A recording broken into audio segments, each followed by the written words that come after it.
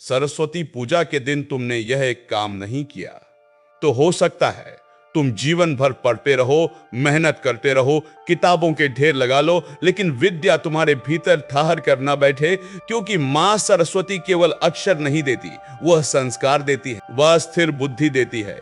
और यही कारण है कि शास्त्रों में सरस्वती पूजा को केवल पूजा नहीं बल्कि जीवन की दिशा तय करने वाला दिन कहा गया है। आज लोग सरस्वती पूजा को सिर्फ फूल, मूर्ति और आरती तक सीमित कर देते हैं, लेकिन बहुत कम लोग जानते हैं कि इस दिन किया गया एक छोटा सा आंतरिक कर्म जीवन भर विद्या को साथ बांध देता है। शास्त्र कहते हैं कि सरस्वती ज्ञान की देवी हैं, लेकिन ज्ञान तभी ठहरता है जब अहंकार शांत हो। और इसी कारण सरस्वती पूजा के दिन सबसे पहला और सबसे आवश्यक काम बताया गया है, अपने भीतर के घमंड को मौन से झुकाना। इस दिन यदि कोई व्यक्ति पूजा से पहले कुछ क्षण शांत होकर यह स्वीकार कर ले कि मुझे जो कुछ भी आता है वो मेरा नहीं, मां की कृपा है, तो उसी क्षण विद्या का द्वार खुलने लगता है। क्योंकि मां सरस्वती वहां नहीं ठहरती जहां मैं जानता हूं का भाव होता है, वह वहां आती है जहां मैं सीखना चाहता हूं का भाव होता है। इसी कारण शास्त्रों में कहा गया है कि सरस्वती पूजा के दिन पुस्तक, कलम और वाद्य यंत्रों की पूजा से पहले उन्हें स्पर्श करके आंखों से लगाना चाहिए, क्योंकि यह क्रिया यह स्मरण कराती है कि ज्ञान साधन है, अहंकार नहीं। और जब यह भाव भीतर बैठ जाता है तब पढ़ाई बोझ नहीं रहती बल्कि साधना बन जाती है। सरस्वती पूजा के दिन किया जाने वाला वह एक काम जो विद्या को कभी साथ नहीं छोड़ने देता, वह है मौन के साथ संकल्प। इस दिन यदि आप पूजा के बाद कुछ क्षण मौन रखकर यह संकल्प ले कि मैं जो भी सीखूंगा उसका उपयोग किसी को छोटा दिखाने के लिए नहीं बल्कि स्वयं को बेहतर बनाने के लिए करूंगा, तो शास्त्र कहते हैं कि ऐसा संकल्प मां सरस्वती के चरणों में सीधे पहुंचता है। क्योंकि विद्या का सबसे बड़ा शत्रु तुलना है, और जहां तुलना समाप्त होती है वहीं से सच्चा ज्ञान शुरू होता है। बहुत से विद्यार्थी शिकायत करते हैं कि पढ़ते हैं लेकिन याद नहीं रहता, समझते हैं लेकिन लागू नहीं कर पाते। इसका कारण यह नहीं कि उनमें बुद्धि की कमी है, बल्कि यह है कि उनका मन अशांत है। और सरस्वती पूजा का यह दिन मन को स्थिर करने का दिन है। इस दिन यदि व्यक्ति सूर्योदय के बाद स्नान करके पीले वस्त्र पहनकर बिना किसी जल्दबाजी के पुस्तक के सामने दीपक जलाकर बैठ जाए और केवल इतना कहे कि हे मां, मुझे तेज नहीं स्पष्टता दो, तो यह प्रार्थना बहुत गहरी मानी जाती है। क्योंकि तेज अहंकार को जन्म देता है, लेकिन स्पष्टता विनम्रता को जन्म देती है। शास्त्रों में यह भी कहा गया है कि सरस्वती पूजा के दिन यदि आप किसी विद्यार्थी, शिक्षक या ऐसे व्यक्ति का सम्मान कर दे जो ज्ञान से जुड़ा हो, तो यह भी वही एक काम माना जाता है जो विद्या को जीवन भर साथ रखता है। क्योंकि ज्ञान अकेले नहीं बढ़ता, वह सम्मान के माध्यम से प्रवाहित होता है, और जहां ज्ञान का सम्मान होता है वहां अज्ञान टिक नहीं पाता। आज के समय में लोग पूजा के बाद तुरंत मोबाइल उठाते हैं, फोटो खींचते हैं, लेकिन शास्त्र कहते हैं कि सरस्वती पूजा के दिन पूजा के बाद कम से कम कुछ समय मौन में बिताना चाहिए। क्योंकि मौन ही वह भूमि है जहां ज्ञान का बीज अंकुरित होता है, और जो व्यक्ति इस मौन को समझ लेता है उसकी पढ़ाई में गहराई आ जाती है, उसकी वाणी में मधुरता आ जाती है और उसके निर्णयों में स्थिरता आ जाती है। यही कारण है कि पुराने समय में गुरुकुलों में सरस्वती पूजा के दिन अध्ययन कम और आत्मनिरीक्षण अधिक होता था। क्योंकि ज्ञान केवल बाहर से नहीं आता, वह भीतर से भी जागता है। सरस्वती पूजा का वह एक काम जिसे शास्त्रों ने सबसे गुप्त कहा है, वह है उस दिन किसी भी प्रकार की निंदा, कटु वाणी और व्यर्थ बोलने से बचना। क्योंकि वाणी मां सरस्वती का ही स्वरूप है, और जो व्यक्ति इस दिन अपनी वाणी को शुद्ध रखता है वह अनजाने में ही विद्या के मार्ग को साफ कर देता है। बहुत से लोग पूछते हैं कि क्या केवल एक दिन ऐसा करने से जीवन भर विद्या साथ रहेगी?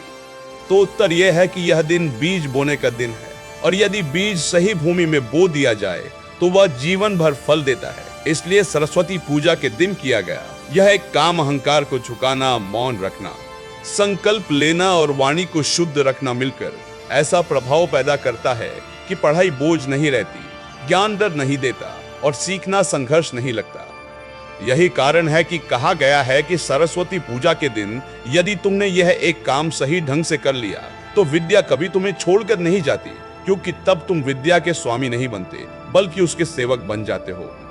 और जहां सेवा का भाव होता है वहां कृपा स्वतः उतरती है। सरस्वती पूजा के दिन किया जाने वाला वह एक काम केवल बाहर की पूजा नहीं है, वह भीतर की तैयारी है।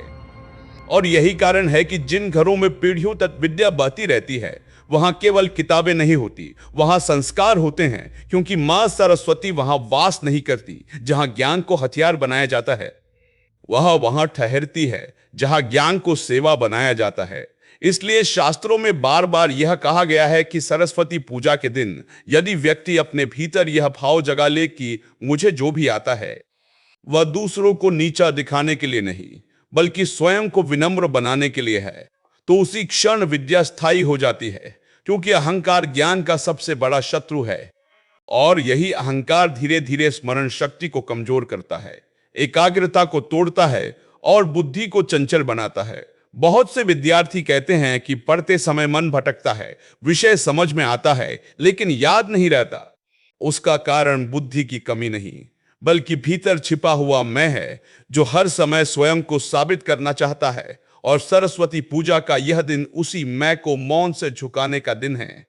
इस दिन यदि व्यक्ति पूजा के बाद कुछ क्षण शांत बैठकर केवल अपनी सांसों को देखे और यह स्वीकार करे कि मुझे अभी बहुत कुछ सीखना है, तो यह स्वीकार ही मां सरस्वती को सबसे प्रिय लगता है। पुराने ग्रंथों में बताया गया है कि विद्या कभी जोर से नहीं आती, वह धीरे धीरे उतरती है जैसे ओस की बूंद, और जो व्यक्ति धैर्य नहीं रख पाता वह विद्या के आने से पहले ही थक जाता है। इसलिए सरस्वती पूजा के दिन किया गया यह एक काम धैर्य का संकल्प भी विद्या को जीवन भर साथ रखने का कारण बनता है। इस दिन यदि छात्र यह ठान ले कि वह तुरंत परिणाम की अपेक्षा नहीं करेगा बल्कि प्रक्रिया का सम्मान करेगा, तो मां सरस्वती उसके भीतर स्थिरता भर देती है। इसी कारण इस दिन पीले वस्त्र पहनने का भी गहरा अर्थ है। पीला रंग उतावलापन नहीं, संतुलन दर्शाता है और संतुलन ही बुद्धि की पहचान है।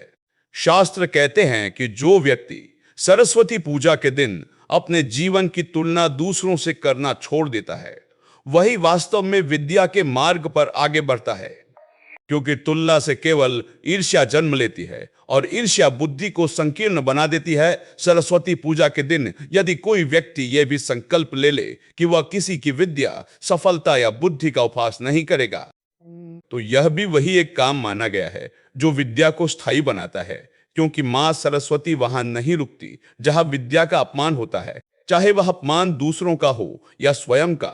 आज बहुत से लोग कहते हैं कि मुझसे पढ़ाई नहीं होती, मेरे बस की बात नहीं।